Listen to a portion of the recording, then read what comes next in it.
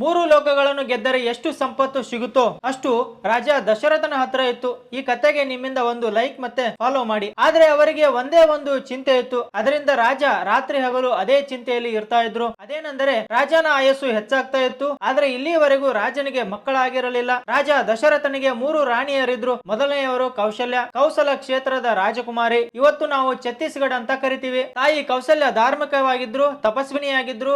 ಅವರು ಯಾವಾಗಲೂ ಭಗವಂತನ ಭಕ್ತಿ, ಧ್ಯಾನ, ಜಪ, ತಪ, ವ್ರತ, ಉಪವಾಸ ಇದರಲ್ಲೇ ಕಾರ್ಯನಿರತವಾಗಿರ್ತಾ ಇದ್ರು. ಅವರು ಎಮೋಷನಲಿ ಬಹಳ ಸ್ಟ್ರಾಂಗ್ ಆಗಿದ್ರು. ಯಾವಾಗ ಶ್ರೀರಾಮ ವನವಾಸಕ್ಕೆ ಹೋಗ್ತಾರೋ ಅವರು ಅದನ್ನ ಭಗವಂತನ ಇಚ್ಛೆ ಅಂತ ತಿಳಿದು ಅದನ್ನ ಒಪ್ಪಿಕೊಳ್ತಾರೆ. ಎರಡನೆಯ ರಾಣಿ ಕೈಕೇಯಿ. ಅವರು ಕೈಕೇಯ ದೇಶದ ರಾಜಕುಮಾರಿ. ಅದು ಇವತ್ತಿನ ಪಂಜಾಬ್ ಕ್ಷೇತ್ರ. ತಾಯಿ ಕೈಕೇಯಿ ಯುದ್ಧ ಕಲೆಯಲ್ಲಿ ನಿಪುಣರಾಗಿದ್ರು.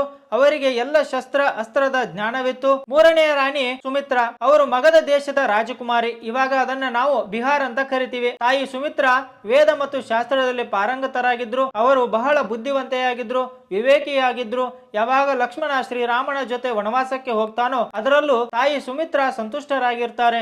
ಯಾಕಂದ್ರೆ ಅವರಿಗೆ ಅವರ ಕರ್ತವ್ಯ ಗೊತ್ತಿತ್ತು. ರಾಜ ದಶರಥ ಪುತ್ರಹೀನನಾದಾಗ ಅದೇ ರಾಣಿ ರಾಜನ ಹತ್ರ ಹೋಗಿ ಅವರಿಗೆ ಶಾಸ್ತ್ರ ಸಂದರ್ಭಗಳನ್ನು ನೀಡಿ ಹೇಳ್ತಾರೆ, ನಮ್ಮ ಜ್ಯೇಷ್ಠ ಕನ್ಯೆ ಶಾಂತಾಳ ವಿವಾಹ ಯಾರ ಜೊತೆ ಆಗಿದೆಯೋ ಅವರು ಸಾಧಾರಣ ಪುರುಷ ಅಲ್ಲ, ಅವರೇ ಸ್ವಯಂ ಋಷಿ ಶೃಂಗ. ಅವರ ತಪಸ್ಸು ಮತ್ತು ಯಜ್ಞ ಶಕ್ತಿ ಅದ್ವಿತೀಯವಾಗಿದೆ. ಅದಕ್ಕೆ ನೀವು ಅವರ ಕೈಯಿಂದ ಪುತ್ರೇಷ್ಟಿ ಯಜ್ಞ ಮಾಡಿಸಿ. ಯಾಕಂದ್ರೆ ಅವರು ಮಾಡಿದ ಯಜ್ಞ ಯಾವತ್ತೂ ವಿಫಲವಾಗಿಲ್ಲ. ನಂತರ ರಾಣಿ ಸುಮಿತ್ರ ಹೇಳಿದ ಮೇಲೆ ರಾಜ ದಶರಥ ಋಷಿ ಶೃಂಗರಿಂದ ಪುತ್ರೇಷ್ಟಿ ಯಜ್ಞ ಮಾಡಿಸ್ತಾರೆ. ನಂತರ ಅವರಿಗೆ ರಾಮ, ಲಕ್ಷ್ಮಣ, ಭರತ, ಶತ್ರುಘ್ನ ಹುಟ್ಟುತ್ತಾರೆ. ರಾಧೆ ರಾಧೆ.